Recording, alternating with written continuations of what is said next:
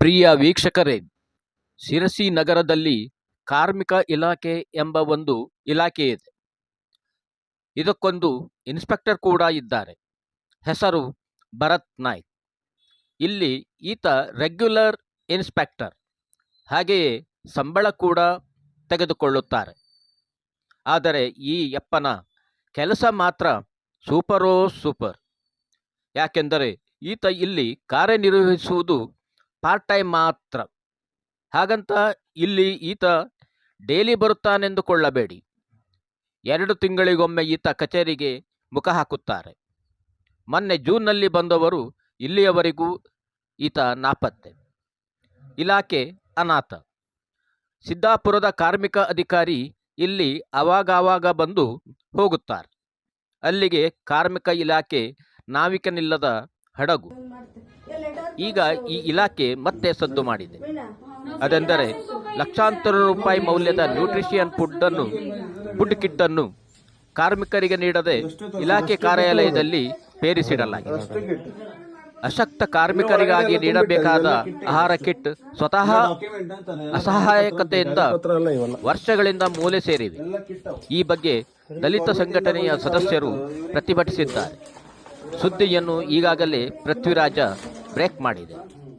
ಈ ನಡುವೆ ಶಿರಸಿ ಶಾಸಕರು 2 ದಿನಗಳಲ್ಲಿ ಕಿಟ್ಗಳನ್ನು ವಿತರಿಸುವಂತೆ ಕಾರ್ಮಿಕ ಇಲಾಖೆಗೆ ಎಚ್ಚರಿಸಿದ್ದಾರೆ ಎಂದು ಹೇಳಲಾಗಿದೆ. ಒಟ್ಟಾರೆ ಇಲ್ಲಿ ಆಡಳಿತ ವ್ಯವಸ್ಥೆ ಚೆದ್ದರ ಹೊದ್ದು ಮಲಗಿಬಿಟ್ಟಿದೆ. ಬೆಕ್ಕಿಗೆ ಗಂಟೆ ಕಟ್ಟಬೇಕು ಅಥವಾ ಗಂಟೆಗೆ ಬೆಕ್ಕನ್ನು ಕಟ್ಟಬೇಕು, ಗೊಂದಲ ಉಂಟಾಗಿದೆ ಇಲ್ಲಿ. ಪೃಥ್ವಿರಾಜ್ ನ್ಯೂಸ್, ಶಿರಸಿ, ಉತ್ತರ ಕನ್ನಡ. ನಾಳೆ ನಮ್ಮ ಆಧಾರ್ ಕಾರ್ಡ್ ತಗೊಂಡು ಲೇಬರ್ ಕಾರ್ಡ್ ತಗೊಂಡು ಹೌದು ಮೇಡಮ್. ಈಗ ನೀವು ಒಂದು ಕುಟುಂಬದ ಮೂಲ ಹೆಡ್ ನೀವಾದಾಗ ಅದು ಎಲ್ಲ ನೀವು ಈಗ ಇವರು 4 ಮಂದಿ ಇದ್ರೊಳಗ ಒಂದಿಟ್ರು ಕೆಲಸ ಮಾಡ್ತಾ ಇಲ್ಲ, ನಾನು ಅವ್ರ ಮೇಲೆ ಆಕ್ಷನ್ ಮಾಡ್ರಿ ಅಂತನೂ ಬರದಾಯ್ತು. ಅದೇ ಇವೆಲ್ಲ ನೋಡ್ಬೇಕಲ್ಲ, ನಿಮ್ಮ ಆಫೀಸಲ್ಲೇ ಇದ್ದಿದ್ದಲ್ಲ ಜರುಗಿಸ್ಲಿಕ್ಕೆ ಅವ್ರ ಮೇಲೆ ಬರ್ದಿದ್ದಾರೆ. ಅಲ್ಲ, ಈಗ ಇದೆಲ್ಲ ನಿಮ್ಮ ಆಫೀಸಲ್ಲಿ ಇದ್ದಿದ್ದಲ್ಲ. ಇದ್ರ ಮೇಲೆ ಕರ್ತವ್ಯಕ್ಕೆ ಗೈರು ಹಾಜರುವುದು, ಇನ್ನು ಎಲ್ಲ ಕೆಲಸ ಎಲ್ಲ ತೊಂದರೆ ಆಗಿದೆ. ಎಲ್ಲ ಬರ್ತಿದ್ದೀನಿ ನಾನು. ಡಾಕ್ಯುಮೆಂಟ್ ಅಂದ್ರಿ ನಾವು ಡಾಕ್ಯುಮೆಂಟ್ ಅಂತ ಹೇಳಿ ಅದೇ ನೋಡ್ಬೇಕು ಮೇಡಮ್. ಅದು ನಿಮ್ಮ ಆಫೀಸಲ್ಲಿ ನೀವು ನೋಡ್ಬೇಕು, ನಾವು ಬಂದು ನೋಡಕ್ಕಾಗತ್ತ? ಅದೇ ಈಗ ಕ್ಲಿಯರ್ ಆಗಿ ಈಗ ಪ್ರೋಗ್ರಾಮ್ ಮಾಡಿ ಕೊಡ್ಲಿಕ್ಕೆ ಶುರು ಮಾಡಿದೀವಿ. ಅದೇ ಈಗ ನೀವು ಕೊಟ್ಟಿದೀವಿ ಅಂತ ಹೇಳಿದ್ರಿ. ಎಲ್ಲ ಮೇಡಮ್ ಈಗ ಎದುರುಗಡೆ ಇರೋದಾಯ್ತು, ಇದನ್ನ ನೀವು ಕೊಟ್ಟಿದ್ದೀರ ಅಂತ ಹೇಳಿದ್ರಿ. ಈಗ ಇದನ್ನ ಕೊಟ್ಟಿರೋದ್ರೆ ಹೆಂಗ್ ಬಂತಿದ್ರಿ?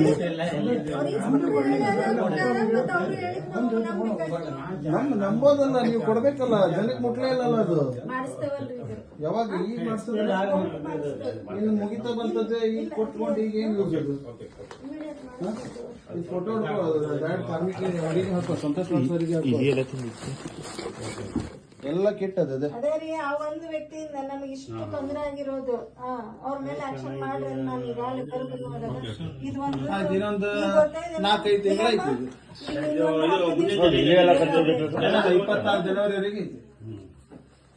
ಮೇಡಮ್ ಕಡೆಯಿಂದ ಒಂದು 10 ದಿವಸದಲ್ಲಿ ನಾ ಕ್ಲಿಯರ್ ಮಾಡ್ತೇನೆ ತೋರ್ಲಿದ್ದಾನ. ಒಂದು ವಾರ ನಾವು ಬರೀ ಕ್ಲೇಮಿಗೆ ಹೋಗ್ತಾ ಇದೀವಿ ಸರ್. ಎಲ್ಲ ಪೆಂಡಿಂಗ್ ಎಲ್ಲ ಕ್ಲಿಯರ್ ಒಂದು 60 ಡೇಸ್ ಪೆಂಡಿಂಗ್ ಇದ್ದು ನಾವು ಬರೀ ಪೆಂಡಿಂಗ್ ಕ್ಲಿಯರ್ ಮಾಡೋದಕ್ಕಾನೆ ಮಳೆ ಅಂದ್ರೂ ಕೂಡ ನಾವು ಲೇಬರ್ ಆಫೀಸರ್ ನಾವು ಸೇರ್ಕೊಂಡು ಹಳ್ಳಿಗೆಲ್ಲ ಹೋಗಿ ಮಾಡ್ತಾ ಇದೀವಿ. ಈಗ ನಾವ್ ಹೇಳಿದ್ ನೀವು ಫೋನ್ ಮಾಡಿದಾಗ ದಾಸನಕೊಪ್ಪದಿಂದ ಅಲ್ಲೇ ಬಿಟ್ಬಿಟ್ಟು ಬಂದಿದ್ದೀವಿ. ಒಂದು ವ್ಯಕ್ತಿ ಕಡೆಯಿಂದ ನಮಗ್ ತೊಂದರೆ ಆಗಿರೋದು ನೋಡ್ರಿ. ಇಲ್ಲ ನಾವು ಎಷ್ಟು ಲೆಟರ್ ಬರ್ದೀವಿ ಅಂತ ಹೇಳಿ. ಜೈ ಭೀಮ ಗರ್ಜನೆ. ಬಂಧುಗಳೇ, ಏನಂತ ಹೇಳಿದ್ರೆ ವಿಷಯ ನಾವು ನೋಡ್ತಾ ಇರಬಹುದು. ಕಾರ್ಮಿಕ ಇಲಾಖೆ ಏನಿದೆ ಅಲ್ವಾ, ಸುಮಾರು ಅತ್ಯಂತ ಹೆಚ್ಚಿನ ಮಟ್ಟದಲ್ಲಿ ನಮಗೆ ನಮ್ಮ ಭೀಮಗಢ ಸಂಘಟನೆಗೆ ನಮ್ಮ ಜಿಲ್ಲಾ ಉಪಾಧ್ಯಕ್ಷ ಅಮಿತ್ ಅವರಿಗೆ ಕಂಪ್ಲೇಂಟ್ ಬರ್ತಾ ಇತ್ತು.